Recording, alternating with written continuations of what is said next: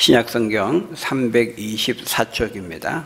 골로새서 1장 13절부터 17절까지 우리 한 절씩 교독하겠습니다. 제가 13절을 읽습니다. 그가 우리를 흑암의 권세에서 건져내사 그의 사랑의 아들의 나라로 옮기셨으니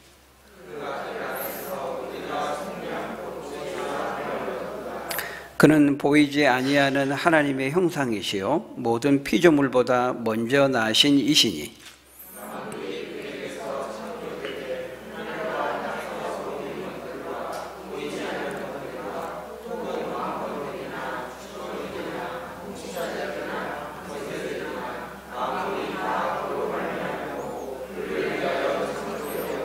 같이 읽습니다. 또한 그가 만물보다 먼저 계시고 만물이 그 안에 함께 섰느니라. 아멘. 네, 우리가 읽은 오늘 본문은 예수님이 누구인지를 우리에게 말씀하고 있습니다. 이 그리스도 예수가 누구인지를 아는 것, 이것은 너무나 중요한 것이죠. 우리가 지난 시간에 이 바울이 골로새 교회 성도들을 위해서 무엇을 기도했는지, 뭐라고 기도했는지 그 기도의 내용을 살펴보았죠. 특별히 두 가지를 크게 기도했다고 말씀을 드렸습니다.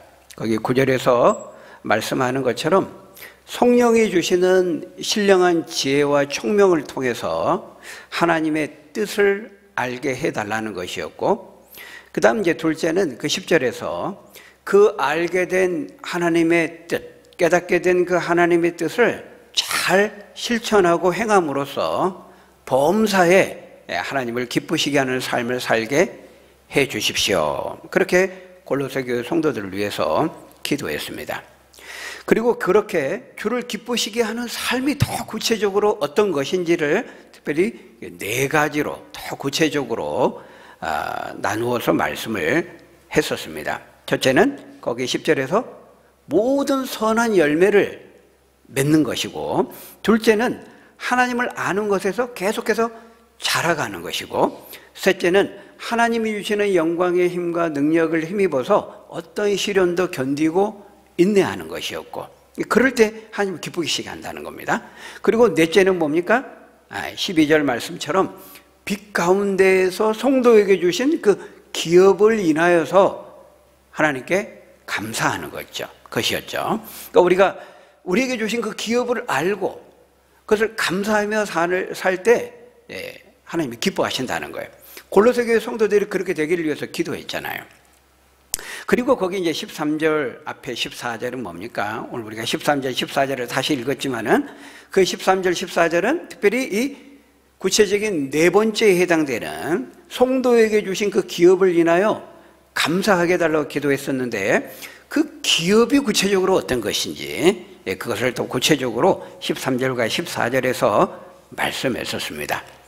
여러분, 예수 믿는 성도들이 받게 될 그 기업, 물려받게 된 유산이라 그랬죠.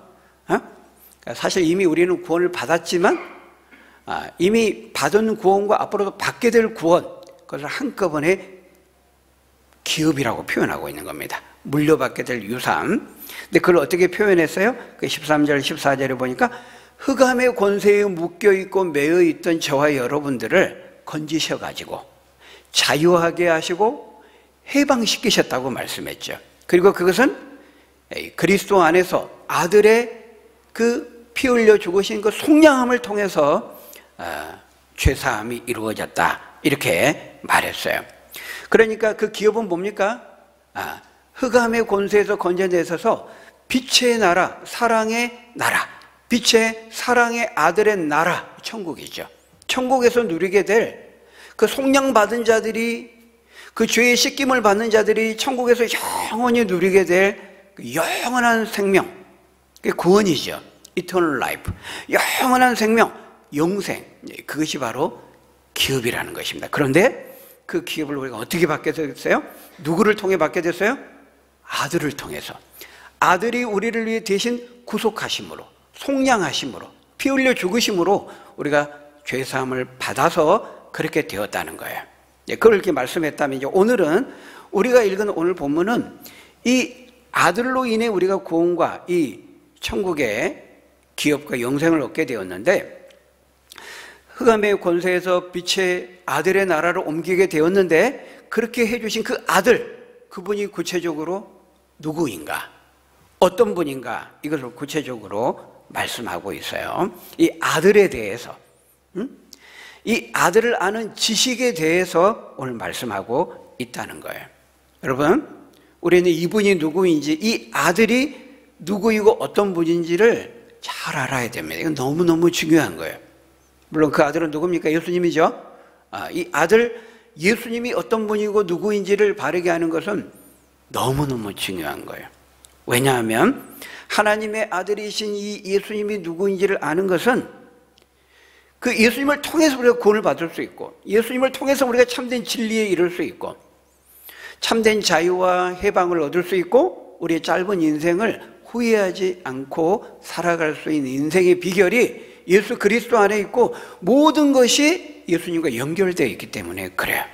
예수님이 누구인지, 이 아들이 어떤 분인지 아는 것은 너무너무 중요한 거예요. 그래서 요한복음 14장 6절에 보면 예수님이 친히 말씀했잖아요. 내가 곧 길이요 진리요 생명이니 나를 통하지 않고는 하나님 아버지께, 구원이신 참 진리이신 참 영원한 생명이신 아버지께 이를 수 없다는 거예요. 예수님은 통로가 되는 거예요. 유일한 통로, 유일한 발판, 유일한 길. 그러니까 예수님이 누구인지 아는 것은 너무너무 중요한 것이죠.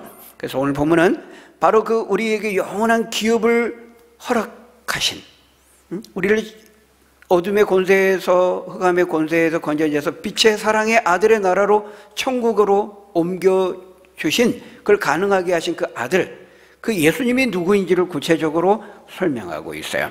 여러분 15절 보십시오. 그는 그랬죠. 즉 하나님의 아들이신 예수님은 하면서 그가 누구인지를 쭉 설명합니다. 여러분 나중에 또 나오겠습니다마는 지금 이 골로새 교회 안에요, 이단들이 침투해 들어온 것입니다. 그래서 다른 복음을 전하고 다른 진리를 전하고 예수님에 대한 잘못된 지식을 퍼뜨림으로써 혼란케 한 거예요. 어지럽게 한 거예요. 그래서 이 골로새 교회의 목회자요 지도자인 에바브라가 자신의 스승인 사도 바울에게 이 사실을 알렸고, 사도 바울이 이제 편지로서, 우리가 읽고 있는 이 골로새서 편지로서 그 골로새 교회 성도들에게 그들의 그 잘못된 인식을 바로잡기 위해서 교훈할 필요성을 느끼고 지금 이 골로새서 서신을 쓰게 된 거예요. 근데 바울이 그 일을 하기 위해서 가장 먼저 하고 있는 게 뭐예요? 예수님에 대해서 말하는 겁니다. 예수님이 누구인지 그 예수님을 아는 지식에 대해서 지금 말하고 있어요. 왜냐하면 그것이 모든 문제 해결책이기 때문에, 예수님을 아는 것이 모든 문제의 해결의 단초가 되기 때문에 그런 것입니다. 예수님을 아는 바른 지식을 갖는 건 너무너무 중요한 거예요. 여러분, 우리는 무엇을 전하는 사람들입니까? 여러분, 우리 교회가 해야 되는 사명이 뭐죠? 오늘 특별히 우리 주님의 숲교회 설립된 지 13주년 교회 생일, 올해 3월 5일입니다. 3월 5일. 근데 이제 13주년 되는 날인데요. 여러분, 하나님께서 우리를 주님의 숲교회의 일원으로 부르시고 이 주님의 숲교회를 세우신 목적이 뭐예요? 사명이 뭐예요? 우리가 해야 될 일이 뭐예요? 복음을 전하는 거죠. 복음. 그 복음의 중심 대신 예수 그리스도를 전하는 거예요. 먼저 나로 하여금 복음을 들려주시고 믿게 하시고, 그렇게 하신 것은 그 복음의 중심 대신 예수 그리스도를 알지 못하는 사람들에게 전하도록 하기 위해서 먼저 우리에게 복음을 들려주신 거예요. 우리를 먼저 복음으로 부르신 거예요. 주님의 숲교회 공동체의 일원이 되게 하신 것입니다. 그런 점에서 우리가 이 교회 생일을 맞아서 지금 우리에게 맡겨주신 이 성도로서, 교회로서 이 사명을 내가 잘 감당하고 있는지 한번 다시금 점검하고 돌아보는 그런 시간이 되었으면 좋겠습니다. 여러분, 우리 그리스도인들은 뭐 하는 사람들이라고요? 복음을 전하는 사람들이에요. 그러면 복음을 전하기 위해서는 어때요? 복음에 대해서 알아야겠죠. 내가 복음에 대해서 알아야 알려줄 수 있잖아요. 알게 해줄 수 있잖아요. 나도 모르는데 내가 어떻게 다른 사람에게, 모르는 사람에게 알게 할 수 있겠습니까? 그런 점에서 우리가 이 복음을 알아야 되는데, 여러분, 복음이 뭐죠? 친구가 물어봤어요. 믿지 않는 사람이 여러분에게 물어봤어요. 복음이 뭐야? 복음 자꾸 뭐 믿으라 그러는데 복음이 뭐야? 물어보면 여러분 어떻게 설명하시겠습니까? 복음이 뭐죠? 복음은 말 그대로 복자의 소리 음자예요. 복된 소리, 복된 소식이라는 말이죠. 여러분, 그러니까 이건 복된 소식이라는 말은 어떤 점에서 지식이라는 겁니다. 지식. 어떤 점에서 정보라고도 말할 수 있어요.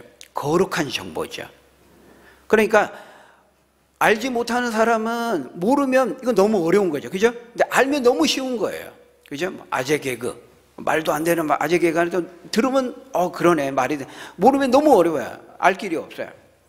여러분, 어떤 점에서 이 복된 소식이라는 것은 지식인 겁니다. 몰랐던 사람에게 전해주는 것이고 알게 해주는 거예요.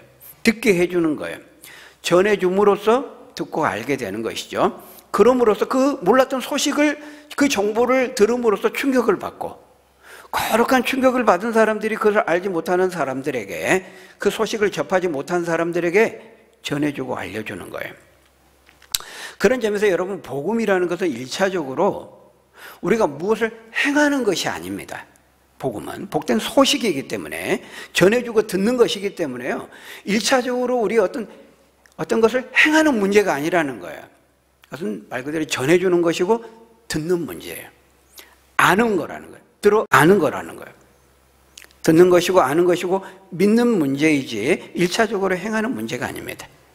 그러면 행하는 문제라면, 행동의 문제라면 복음이 아니고 뭐 복행이나 복위라고 해야 되겠죠.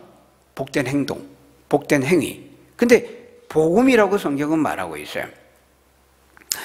그러니까 이 소식을 접하는 거예요. 접하고 알게 됨으로써 충격을 받고 그 충격 자체가 그 사람의 삶의 변화를 이끌어내는 겁니다. 여러분, 태평양 전쟁 당시에요, 실제 있었던 일이죠.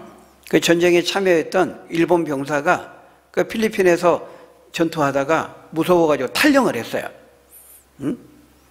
오늘 우리 경민이 탈영 아니죠? 예, 외박 나왔습니다. 예, 탈영을 했어요. 그래가지고 산소 깊은 곳에 그 굴 속에 들어가서 숨은 거예요.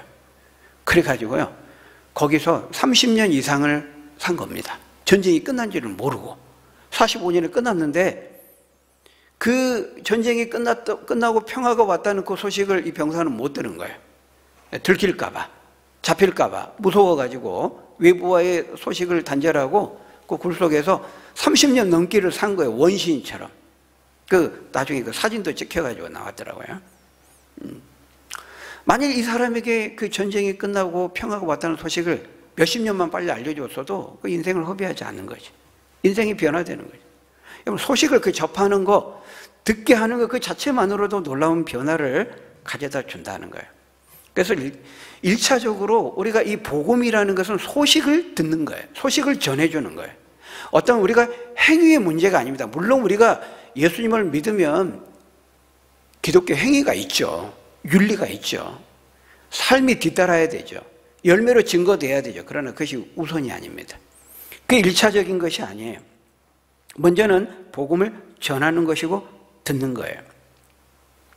여러분, 만일 복음이 복된 소식이 아니고 복행, 복된 행동, 복된 행위, 복위였다고 한다면은 그건 우리에게 복음이 되지 못했을 거예요. 말 그대로 복된 것이 되지 못했을 거예요. 왜냐하면 우리는 우리 안에 죄의 연약함이 있기 때문에요, 하나님이 모두 요구하시는 그 율법의 요구를 이렇게 해야 된다, 저렇게 해야 된다, 이렇게 살아야 된다, 저렇게 살아야 된다, 하나님의 모든 율법의 요구를 다 이루어 드릴 수가 없어요.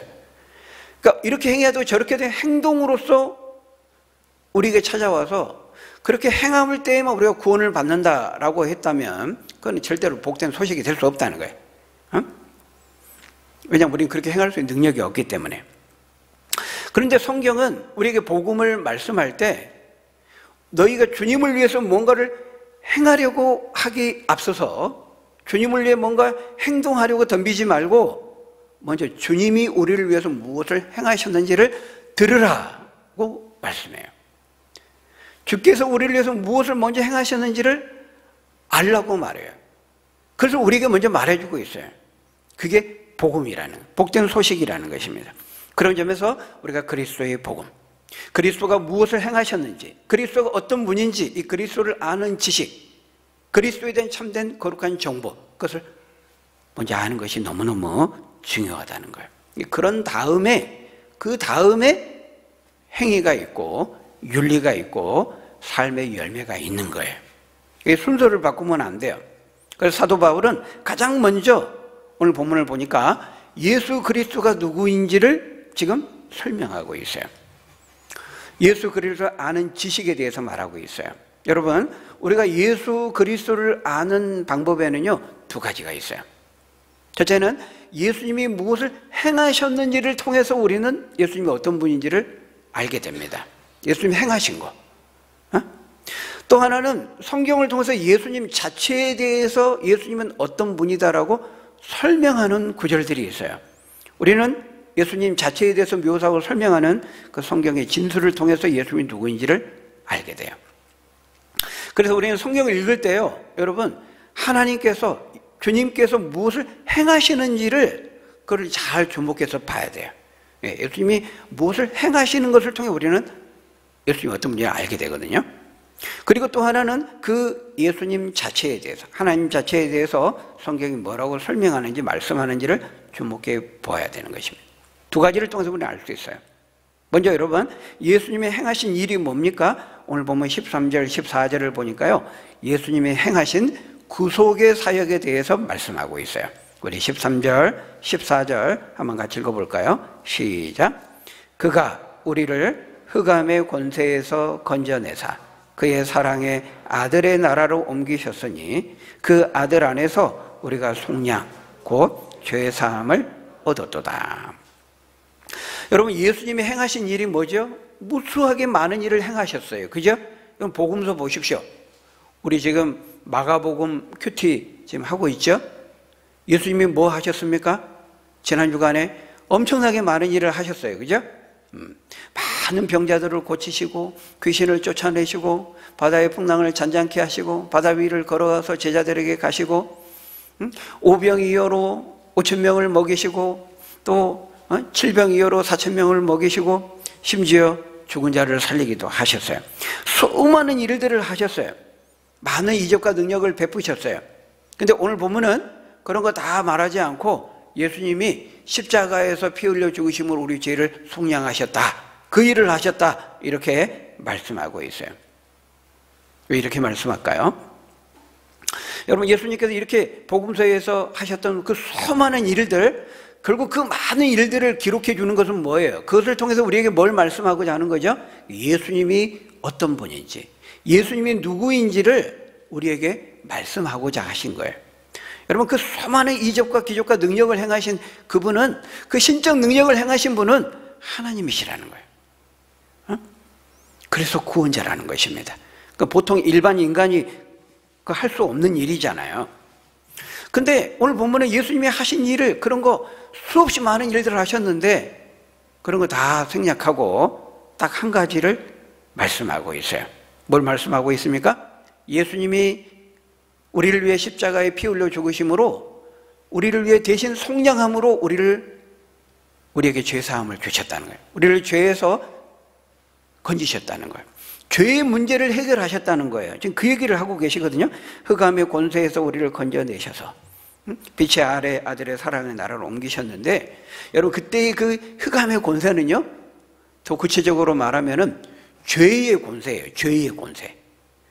우리를 어둠 가운데 빠뜨리고 어둠의 늪에 빠뜨려서 헤매이고 허우적거리며 방황하며 결국 그 곳에 죽게 하려고 하는 것은, 이거는 죄를 사용해서 그렇게 하는 거거든요.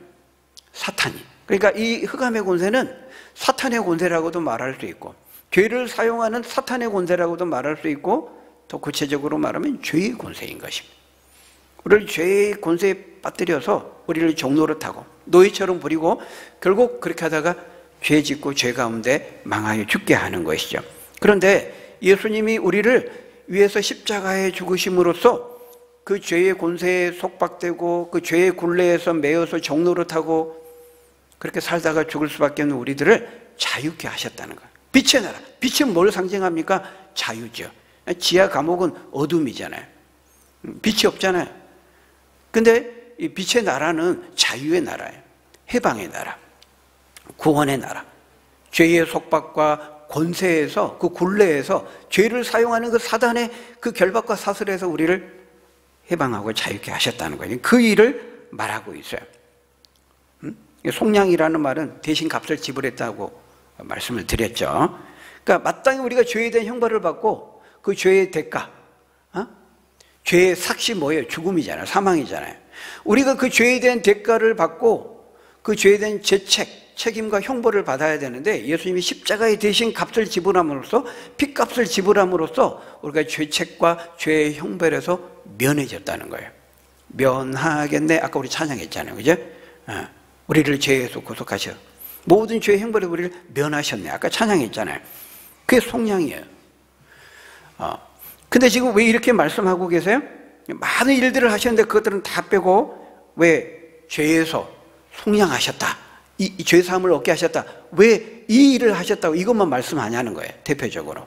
왜냐하면 예수님께서 우리 병든 자를 고치시고 굶주림에서 불쌍히 해서 오병이로 먹이시고 죽은 자를 살리시고 이 모든 것들은 다 뭐예요? 그 모든 것들은 사실은 다 죄의 고통에서 우리를 건져내신 거거든요. 여러분, 우리가 죄의 질병의 고통 가운데 죽고 또 귀신에 눌려서 눌림을 당하고 이 모든 것들은 다 뭐예요? 죄의 역사거든요. 죄로 말미암아 우리에게 주어진 일들이거든요. 여러분, 왜 굶주림의 고통이 있습니까? 왜 사람은 병들고 생로병사의 고통을 겪다가 죽게 되죠? 왜 인간은 병들고 죽어요? 왜 인간은 무엇을 먹을까 마실까 입을까 염려하며 살지 않을 수 없어요? 성경은 그것이 죄 때문이라고 말합니다. 죄. 경제적인 문제, 빈익빈 부익부, 계층 간의 갈등의 문제, 표면적으로 보면 그런 문제로 보이죠. 뭐 체제의 문제, 자본주의, 사회주의, 이제 외면적으로 보면 그런 문제로 보여요. 그러니까 그런 문제의 일면이 있어요. 그렇지만 궁극적인 문제는 뭐예요? 인간 속에 있는 죄라는 겁니다. 죄가 자기밖에 모르는, 자기가 모든 것을 독식하고 취하려고 하는 인간 속에 있는 이 죄, 자기중심적인 죄, 욕심 부리고 다른 사람 것을 빼앗으려고 하는 그 죄, 인간이 죄를 범하면서 형 가인이 동생을 죽이잖아요. 3장에서 죄를 범한 다음에 4장에서 형이 동생을 죽이잖아요. 인류의 역사는 뭐예요? 결국 그 가인이 아벨을 죽이는 개인의 살인의 역사일 뿐만 아니라 그 죄를 가지고 있는 인간의 그 집단의 그 발현이 뭐예요? 집단적인 표현이 뭐예요? 그 나라와 민족과 종족 간의 전쟁 아닙니까? 결국 인간 속에 있는 죄가 사람과 사람을 이해하지 못하고 자기중심적으로 바라보고 남녀 간의 갈등이 있고 부부 간의 갈등이 있고 모든 것이 죄로부터 시작된 것입니다. 사회적인 갈등, 모든 것들이. 표면적으로 보면 경제적인 문제인 것 같고 인간관계의 문제인 것 같고 뭐 체제의 문제인 것 같고 심리적인 문제인 것 같고 사회 경제적인 문제인 그런 것 같지만 성경은 그보다 더 근본적으로 인간 속에 있는 이 죄의 문제로 말씀하고 있어요. 왜 인간은 죽게 되었는가? 왜 인간은 굶주리며 질병에 걸리며 죽게 되는가? 인간 속에 있는 죄입니다. 다시 말하면 하나님을 떠난 죄에서부터 시작됐다는 거예요. 여러분, 에덴 동산에서 아담이 선하게 알게 하는 나무를 먹지 말라 그랬죠. 하나님이. 모든 에덴 동산 그 풍요의 동산이에요. 기쁨의 동산이에요. 부족함이 없어요. 그냥 관리만 하면서 풍성하게 맺혀있는 열매도 그냥 먹으면 됐어요. 근데 하나님께서 다 먹어도 되는데 저기 동산 중앙에 있는 저 나무, 저거는 선하게 알게 하는 나무다. 저거는 먹지 마라 그랬어요. 네가 먹는 날에는 어떻게 된다고요? 정령 죽으리라. 반드시 죽으리라. 근데 하나님의 말씀을 거역하고 먹었어요. 죄를 지은 거예요. 하나님 말씀 어긴 게 죄예요. 여러분, 다른 게 죄가 아니고 하나님 말씀을 어기면 죄가 되는 겁니다. 죄를 지으니까 어떻게 됐어요? 아담이 죽었어요? 안 죽었어요? 죽었잖아요. 지금 없잖아요. 그죠? 죽었어요. 몇백 년 후에 죽었어요. 즉사하지는 않았지만 긍휼을 베푸심으로 죽었어요. 그때부터 인간에게 죽음이 찾아온 거예요. 그러니까 아담 안에 태어난 모든 사람은 그 죄를 원죄로 가지고 있고 그 죄 때문에 인간은 죽는 겁니다. 생로병사의 고통이 그때부터 찾아온 거예요. 기쁨의 동산, 풍요의 동산에서 쫓겨났기 때문에, 낙원을 잃어버렸기 때문에 그때부터 인간은 무엇을 먹을까 마실까 입을까 염려하지 않으면 안 되게 되었어요. 땅을 팔 때 땀을 흘려야 되는 고통과 수고를 겪지 않으면 소산을 먹을 수 없게 되었죠. 다 이게 뭡니까? 이런 모든 비극, 고통 어디서 생긴 거예요? 죄로 말미암아 생긴 겁니다. 그리고 그 죄의 영향력은요, 인간에게만 미치고 끝난 것이 아니에요. 인간이 발딛고 살아가는, 인간을 둘러싸고 있는 모든 이 피조 세계 전체에 그 죄는 영향을 미치게 됐어요. 인간이 죄를 범했지만 인간이 대표이기 때문에 그 대표성에 의해서 이 세상의 모든 영역에 죄가 죄를 오염시킨 거예요. 그래서 온 피조 세계도 탄식하며 고통을 겪고 있다고 말해요. 로마서 8장 22절에 보면 뭐라고 말합니까? 모든 피조물이 다 이제까지 함께 탄식하고 그 죄의 지배를 받고 죄의 종로로 타기 때문에 함께 탄식하며 고통을 겪고 있다고 말하고 있어요. 여러분, 그만큼 죄는 강력한 거예요. 무서운 거예요. 여러분, 예수님이 하신 일을 언급하면서 지금 다른 거 다 말씀하지 않잖아요. 그죠? 예수님이 하신 궁극적인 일은 뭐냐면 대신 우리를 위해 십자가에 죽으심으로 속량하셨다는 것. 십자가에 죽으셔 예수님이 하신 많은 일들이 있었잖아요. 그죠? 그 많은 일들은 뭘 보여주냐면은 바로 이 속량을 통해서 우리의 참된 죄사함과 구원함을 주실 수 있는 분이 바로 그분이 그 모든 일을 하신 그 예수님이라는 것을 말씀하기 위해서 그 일을 하신 거예요. 궁극적으로 예수님이 목표로 두신 사역과 이 일은 뭐냐면 십자가 사역이에요. 십자가의 고난당을 죽으시고 부활하시는 거예요. 그걸 통해서 우리를 이 죄의 문제를 해결하는 거거든요. 왜냐하면 그 죄의 문제가 우리 인간의 궁극적인 문제고 이 세상의 모든 문제의 중심에 있기 때문에 가장 중요한 문제이기 때문에 그래요. 인생의 모든 비극과 슬픔과 비참은, 고통은, 죽음은 이 죄로부터 시작되었기 때문에 그래요. 그래서 교회에 오면 그렇게 죄에 대해서 말하는 거예요. 아까 우리 찬송했잖아요. 죄에서 우리를 구원하시면. 늘 죄에 대해서 이야기하잖아요. 맨날 교회 가면 죄에 대해서만 이야기하나. 목사님이 지난주에도 죄에 대해서 설교, 오늘도 또 죄에 대해서 설교. 여러분, 죄의 문제가 가장 인생의 중요한 문제고 핵심적인 문제이기 때문에 그래. 그래서 왜 그리스도 안에서 죄의 속량함을 받고 죄의 그 보혈의 은혜를 체험하고 죄 사함을 받는 이 문제는 우리 인생에서 가장 중요한 문제인 거예요. 가장 중요한 문제. 주님이 그 일을 하셨다고 우리에게 말씀하고 있는 것입니다. 여러분, 우리가 이 죄의 문제를 해결하시는 이 주님의 방법을, 하나님의 방법을 보면 예수 그리스도 속량을 통해서 죄의 문제를 해결하시잖아요. 그죠?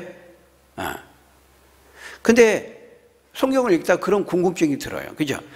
하나님께서 다른 것은 다 말씀 한마디로 다 해결하셨잖아요. 빛이 있으라. 해와 달과 별이 있으라. 말씀 한마디로 다 해결하셨어요. 물고기가 있고 나무가 있고 산이 있고 바다가 있으라. 말씀으로 다 그렇게 하셨는데 죄도 그냥 죄의 문제는 해결되라. 죄는 없어지거라, 사라지거라. 말씀 한마디면 다 끝나거든요. 근데 그렇게 간단히 하면 될 텐데 왜 이렇게 복잡하게 하시지? 그런 생각이 들 때가 있잖아요. 안 됩니까?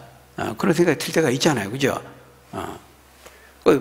아담에게 여자의 후손을 보내겠다 약속하시고, 아브라함을 택하셔서, 또 야곱을 택하셔서 이스라엘을 세우시고, 애굽으로 보내가지고 노예 생활하게 하시고, 출애굽하시고, 광야 40년, 가나안에 들어가게 하시고, 다윗을 통해서 다윗의 후손을 약속하시고, 이사야, 에레미야, 수많은 선지자를 통해서 오실 메시아에 예언하게 하시고, 그러니까 수천 년 동안 또 지난 다음에 그 다음에 마침 예수님이 오셔가지고 또 30년은 또 인간으로 살게 하시고, 3년 동안 공생에 사역하시면서 또 십자가에 고난당하시고 죽으시고 부활. 이렇게 복잡하게 하시지 그냥 말씀으로 죄는 사라지거라 하면 끝나는 거거든요. 근데 그렇게 하시지 않는다는 거예요. 왜 그러실까? 물론 성경이 그걸 직접적으로 말씀하지는 않아요. 하나님 주권적인 구원에 정하신 방법이죠. 그런데 여러분, 우리가 성경을 보면 그만큼 죄의 문제는 간단한 문제가 아니에요. 매우 심각한 문제예요. 우리는 죄를 힘들어하게 생각해요. 죄의 문제를 가볍게 생각해요. 유다 백성들도 죄를 심상히 여겼다 그랬잖아요. 근데 여러분, 죄는 이렇게 수천 년 동안 예수님을 통해서 이렇게 복잡하게, 어떤 점에서 볼 때 이렇게 해야만, 이 속량이라고 하는 방식을 통해서만 예언하시고 오시고 이 속량의 방식을 통해서만 해결할 수 있을 만큼 죄의 문제는 심각한 문제이기 때문에 그런 것입니다. 그것을 보여주기 위함이 아닐까 이런 생각을 하게 되는 것이죠. 그래서 여러분, 우리 인생에서 가장 중요한 문제는 좋은 대학에 가고 좋은 직장을 잡고 뭐 결혼하고 시집가고 장가고 이런 문제들, 우리 앞에 당면한 문제들, 우리를 기다리고 있는 미래의 불확실한 문제들, 우리는 늘 이제 이런 것들에 당장 우리의 시선이 가 있는데요. 여러분, 진짜 가장 우선적으로 해결해야 될 문제, 가장 중요한 문제 우선순위는 뭐예요? 먼저 그의 나라와 그의 의를 구하라.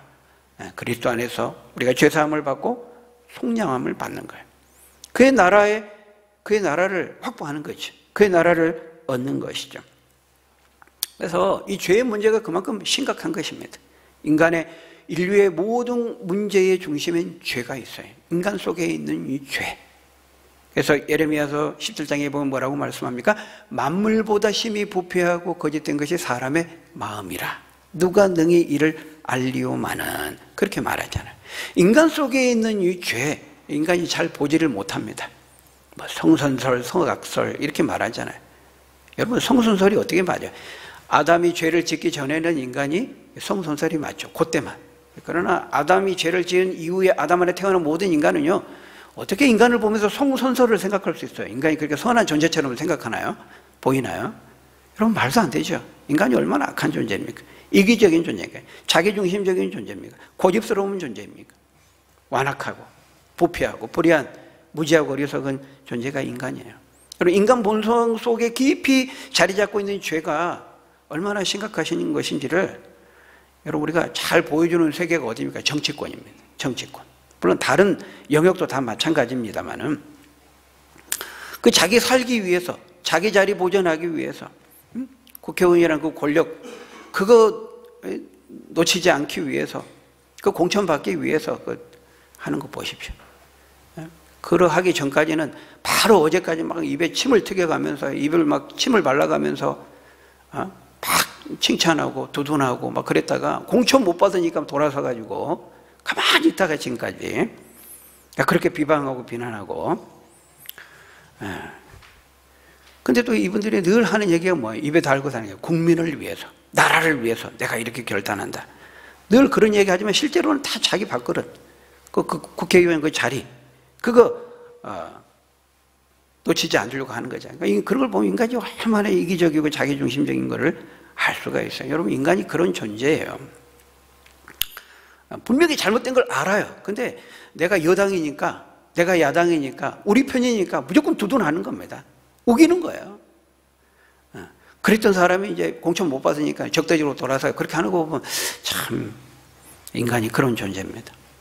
표범이 그 반점을, 그 얼룩의 반점을 없이 할 수 없는 것처럼 인간 역시도 스스로 자신의 심령 깊숙이 자리 잡고 있는 죄를 없이 할 수 없다고 말하고 있어요.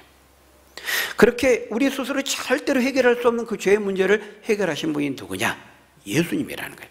속량함을 통해서 죄사함을 우리가 허락해 주신 분은 예수님밖에 없다는 거예요.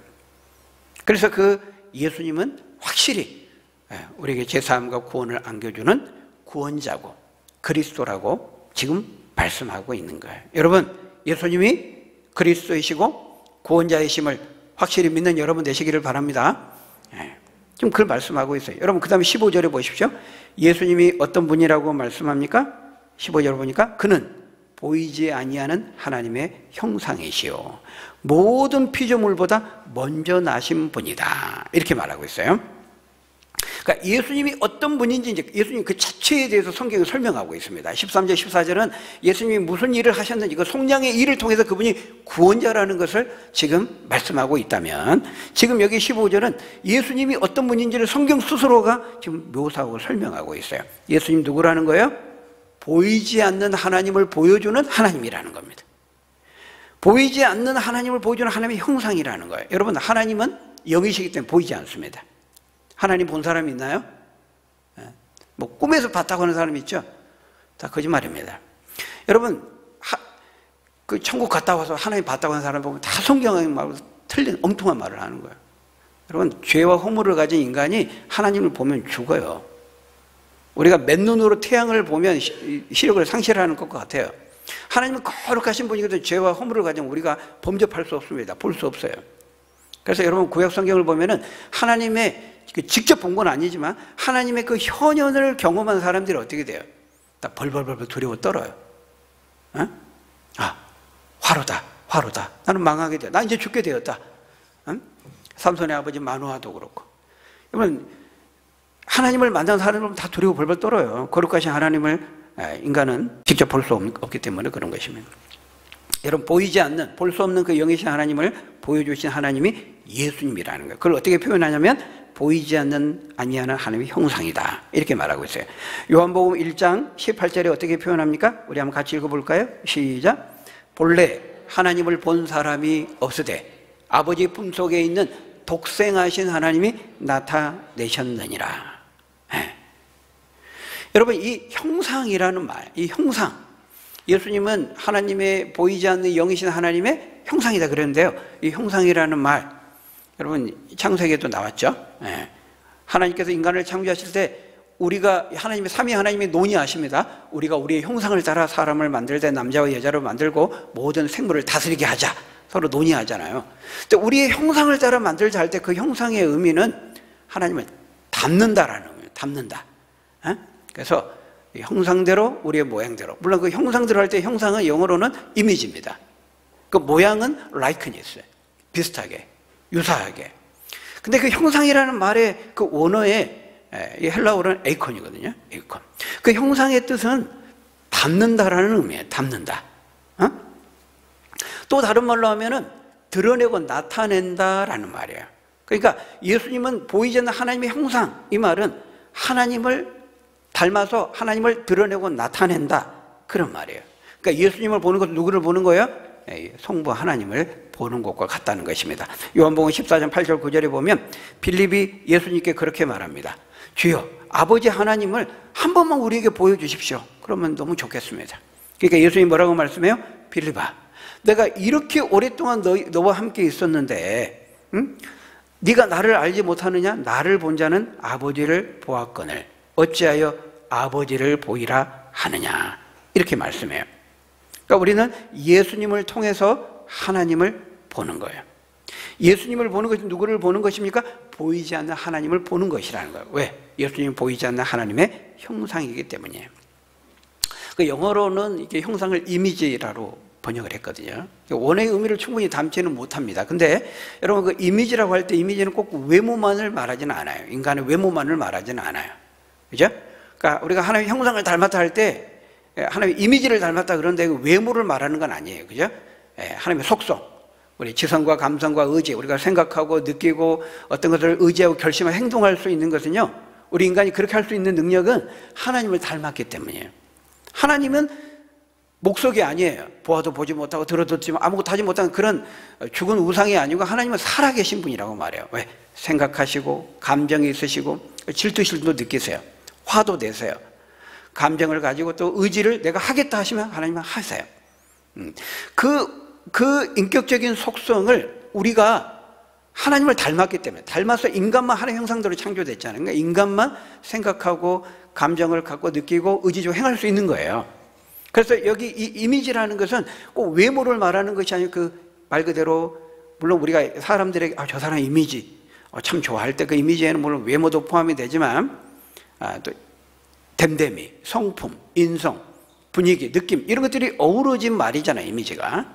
그러니까 예수님이 하나님의 이미지다, 이 말은 무슨 말이냐면은 예수님을 통해서 우리 하나님을 알게 된다는 거예요. 여러분, 예수님은 사랑의 이미지와 공의의 이미지를 같이 갖고 있잖아요. 물론 여러 가지 거룩의 이미지, 많은 속성들이 있지만은 대표적으로 말하면 예수님은 사랑의 이미지와 공의의 이미지를 같이 가지고 있어요. 예수님이 얼마나 자비와 긍휼이 따뜻하신 분입니까? 남녀노소 빈부귀천을 물어나고요, 자기의 문제를 가지고 예수님 도와주세요, 다윗의 자손 예수예요, 좀 도와주세요, 살려주세요, 예수님이 다 거절하지, 다 만나주셨어요. 참 따뜻한 분이에요. 사랑의 하나님이시라는 것을 그 예수님을 통해서 그렇게 보여주는 거죠. 하나님이 바로 그런 분이라는 겁니다. 또한 예수님은요, 성경에 보면 예수님이 화내시는 장면이 있어요, 없어요? 성질 부리시는 장면이 있어요, 없어요? 온유하시고 자비와 긍휼이 풍성하신 예수님인데요, 화내십니다. 예루살렘 성전에 들어가셔서 장사하고 기도해야 될 그 하나님의 집을 강도의 소굴이 되게 했잖아요. 장사의 그 시장터로 만들어 버렸잖아요. 그거 보고 예수님이 분노하시면서 노끈으로 채찍을 만들어서 환정산을 둘러대시고 산을 엎어버리셨어요. 우리가 그 성전을 거룩하게 정화한 사건이다, 성전 정화 사건, 이렇게 말하는데 공의의 하나님이심을 그걸 통해 보여주는 거예요. 하나님은 어미하신 분이고 한없이 따뜻하고 자비하시고 오래 참으시는 분이지만 무한히 참는 분은 아니에요. 무한히 참는다, 공의가 없고 정의가 없다, 이거는 무능한 하나님을 의미한 것입니다. 그죠? 예수님을 통해서 우리는 하나님이 어떤 분인지, 사랑과 공의의 하나님이심을 알게 되는 거예요. 결국 예수님이 보이지 않는 하나님을 보여주는 하나님의 형상이다, 이 말은 예수님은 하나님이다, 이 말입니다. 예수님을 통해서 하나님을 보여준다는 거예요. 그 다음에 그 15절에 보니까 예수님은 하나님이신가 동시에 또 뭐라고 말씀하고 있어요? 모든 피조물보다 먼저 나신 자다, 이렇게 말하고 있습니다. 모든 피조물보다 먼저 나셨다, 이 말을 우리가 얼핏 한글 성경으로 우리가 보면 오해할 수가 있어요. 모든 피조물 먼저 나셨다? 그러면 모든 피조물 중에 가장 먼저 창조됐다는 말인가? 피조되었다는 말인가? 피조물 중에서 가장 첫 번째로 만들어졌다는 말인가? 이렇게 오해할 수 있어요. 실제로 교회 역사를 보면은 3세기에 아리우스라는 그 이단이 등장해요. 이 사람은 예수님을 피조물의 으뜸으로 봐요. 하나님에서 피조되긴 했는데 그 중에서 제일 괜찮은 첫 번째 피조물의 으뜸으로 본 거예요. 피조물로 본 거죠. 이 말을 그렇게 해석을 한 거예요. 여러분, 그런 말이 아니에요. 여기서 모든 피조물 먼저 나셨다는 것은 모든 피조물 중에서 제일 먼저 창조되고 피조되었다는 말이 아니라 그 피조물들 있기 이전에 먼저 계셨다, 존재하셨다, 그런 말이에요. 그래서 거기 17절 보세요. 17절에 반복되죠. 또한 그가 만물보다 먼저 계시고. 지금 예수님의 존재에 대해 말씀하는 거거든요. 그러니까 예수님은 만물이 있기 이전부터 먼저 존재적으로 계셨다는 거예요. 그분이 계셔서 뭘 하셨다는 거죠? 그분이 피조물을 창조하셨다는 겁니다.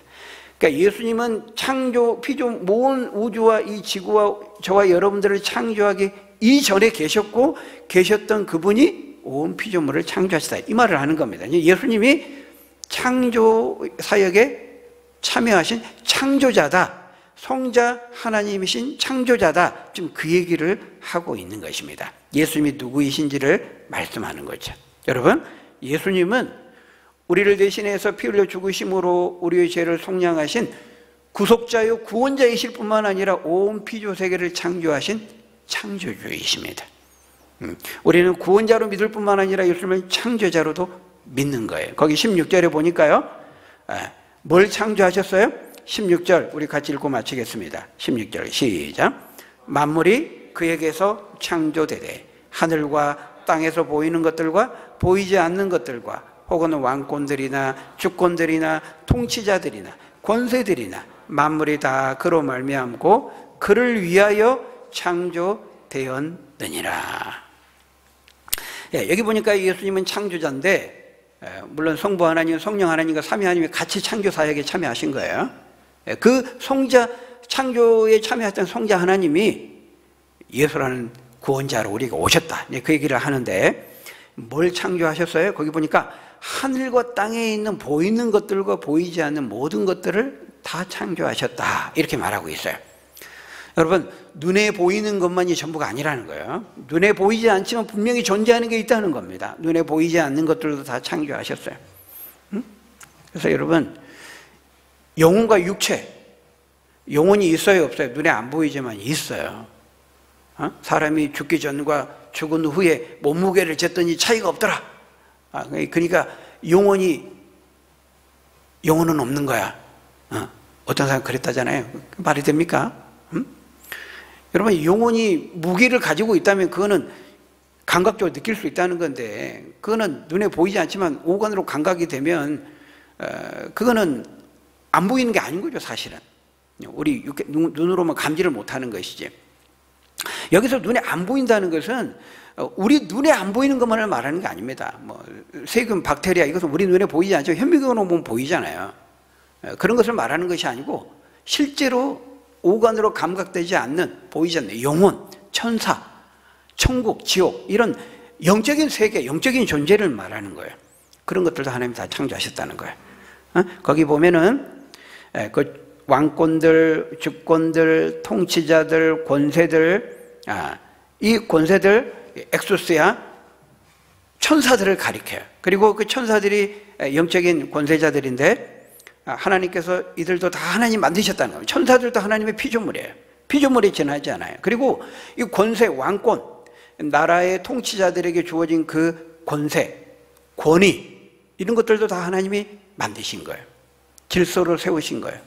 여러분 이 창세기를 보면은 하나님이 온 세상을 창조하시잖아요. 인간을 제일 마지막에 창조하십니다. 인간이 살 수 있는 삶의 조건들 다 먼저 만드신 다음에 인간을 제일 마지막에 창조하신 다음에 어때요? 하나님께서 왕된 그 권세, 주인된 그 만물에 대한 권세를 인간 아담에게 넘겨주십니다. 위임하셔서 네가 생육하고 땅을 다스리면서 충만케 하면서 관리 보존하라고 말하고 있어요. 하나님의 그 왕적인 권세와 주인된 권세를 인간 아담이 위임하셔가지고 인간이 동식물을 비롯한 모든 피조 세계를 다스리라고 말씀하신 거예요. 바로 이 통치권, 만물에 대한 통치권, 다스림권, 그것도 하나님이 만드셨다는 거예요. 그런데 그 하나님의 통치권을 잘 받아가지고 하나님 뜻을 따라 만물을 잘 다스리면 그것이 하나님을 위한 것이 하나님의 영광이 되는데 인간이 죄로 인해서 그렇게 되지 못하게 돼버렸다는 거예요. 그래서 거기 16절에 보면은 모든 만물을 창조하신 이유와 목적이 뭐라고 말하고 있습니까? 그로 말미암아 지어졌고 그를 위하여 창조되었다 이렇게 말하고 있어요. 여러분 저와 여러분들이 존재하는 이유가 뭐예요? 왜 하나님께서 우리를 이 땅에 보내셨죠? 그를 위해서, 그를 위해 살라고. 우리가 그걸 전문 용어로 하나님의 영광을 위하여 이렇게 말합니다. 고린도전서 10장 31절에 보면 먹든지 마시든지 무엇을 하든지 하나님의 영광을 위하여 하라. 하나님께서 우리를 지으시고 우리가 지어진 것은 이 땅에 있는 존재하는 모든 것은 그로 말미암아 되어졌다는 거예요. 근데 왜 하나님 우리를 지으셨는가? 하나님의 영광을 위해서라는, 주님을 위해서, 하나님을 위해서.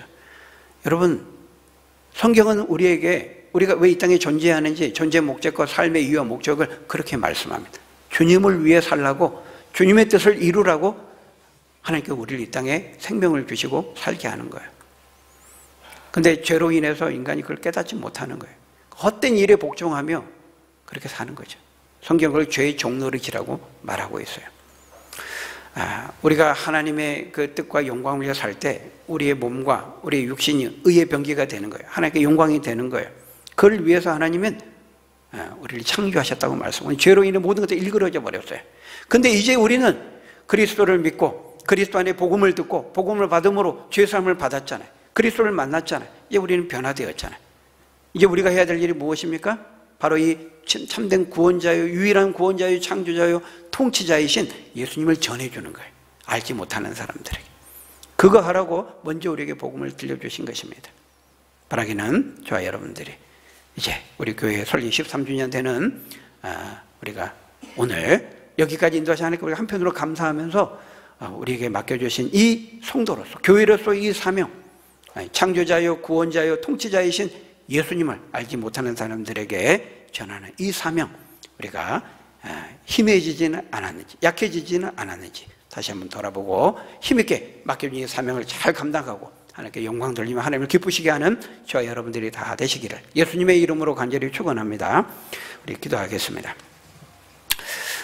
아버지 하나님, 예수 그리스도를 통하여서 하나님을 알게 하시고 하나님을 알지 못하는 사람들에게 그것을 전하라고 우리에게 말씀했습니다. 그것이 우리를 먼저 복음으로 부르신 이유고 목적이고 교회를 세우신 존재 목적이라고 말씀했습니다. 오늘 또 우리가 이 사명을 어떻게 감당하고 있는지 우리가 다시 한번 돌아보고 우리가 점검하고 그 일을 힘있게 힘차게 이루어서 주님을 기쁘시게 하고 주께 영광 돌리는 우리의 남은 삶이 될 수 있도록, 우리 주님의 숲교회가 될 수 있도록 하나님 축복해 주옵소서. 예수님 이름으로 기도하옵나이다. 아멘.